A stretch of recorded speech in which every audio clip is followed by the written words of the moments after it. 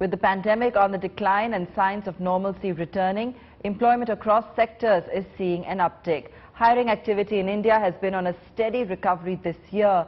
So what are the hiring trends? Which sectors are seeing a surge in employment? Business Today's managing editor Siddharth Zarabi had a word with Ashutosh Gupta, country manager at LinkedIn India. Listen in to an excerpt of that conversation.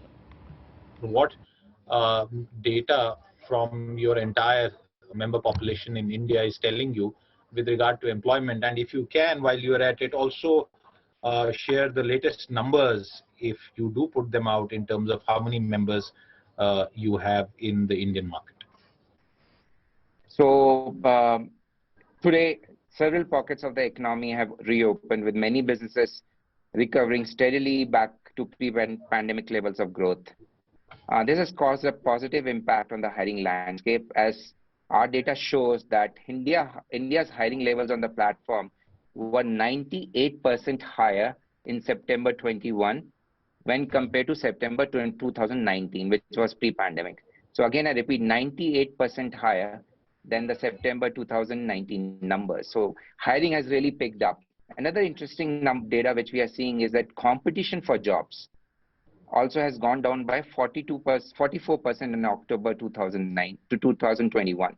Now, what does it mean? That if there's a job available, number of people applying for that job is how we gauge the competition, which has come down by 44%, which puts job seekers in a very strong position to negotiate employment terms, right? So two things I have shared. One is the hiring levels are high and the competition for jobs is reducing, right? It's giving more leverage to the job seekers in the market, and more opportunities are available and there's less competition. There's one other thing which is happening in the market, which our data is showing, that the hybrid model of flexibility is becoming a key requirement for job seekers. So 9 on the 10 professionals, when they're seeking jobs, they're keen to adopt a hybrid model. They want flexibility in their work-life balance. They no longer want to be mandated that you have to come to office every day, right? So these are some trends we are seeing in the market. One other thing from company standpoint, what we are seeing is that companies are hiring more specialists to design the future of work in their organizations, right? They're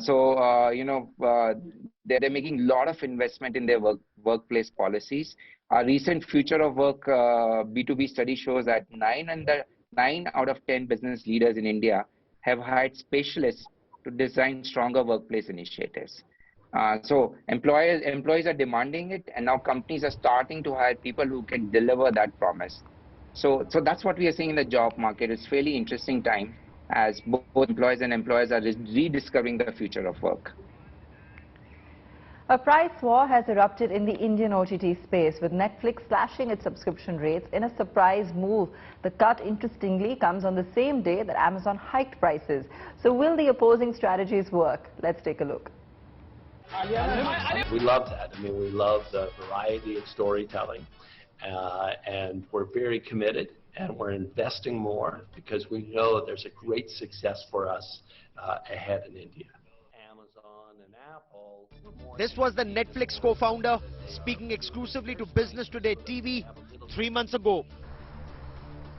On Tuesday, Netflix pushed the envelope in India by slashing its subscription plans for the first time since it entered Indian market in 2016. Its basic plan, which allows subscribers to watch its shows in standard definition, has been slashed to $199 from $499 a month. The HD plan is now available at $499 a month against 649 rupees earlier. The premium plan with 4K streaming is now at 649 rupees against 799 rupees a month earlier. Importantly, the mobile-only plan priced at 199 rupees earlier is now available at 149 rupees. Interestingly, the price cuts seem to have been taken coordinated with the decision of Amazon to hike the subscription price of its Prime Video. Effective Tuesday, Amazon Prime will cost $1,499 against its earlier price of 999 rupees. Even after the price cuts, Netflix still remains the most expensive streaming service in India. Netflix obviously realizes that if they have to grow the business in India, they have to do it through an aggressive acquisition of mobile customers, and I think which is what they're going after.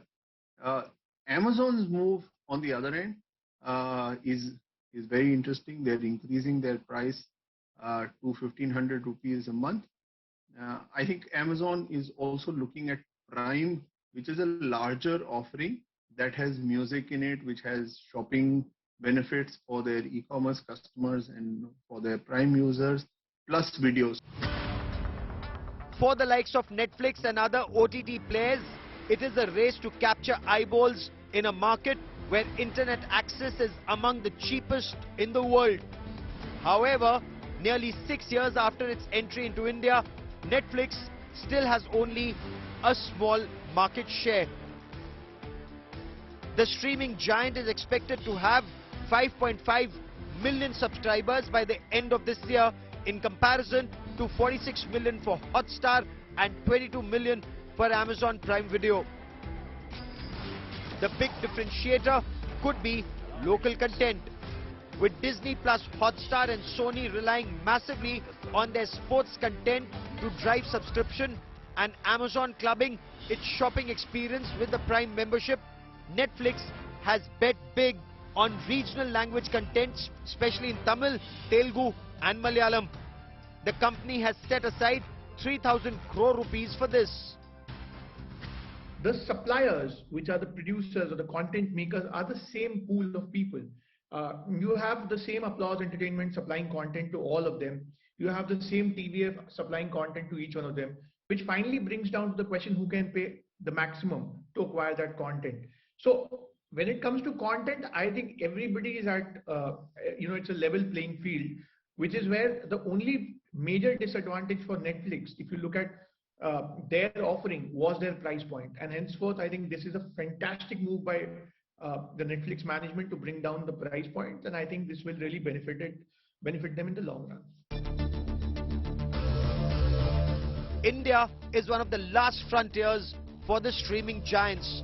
With the Chinese market replete with booby traps, the Indian market is their best bet. Netflix is hoping that with the local content pipeline in place, the price cuts could be the catalyst that attracts the right customers to its platform. Bureau Report, Business Today.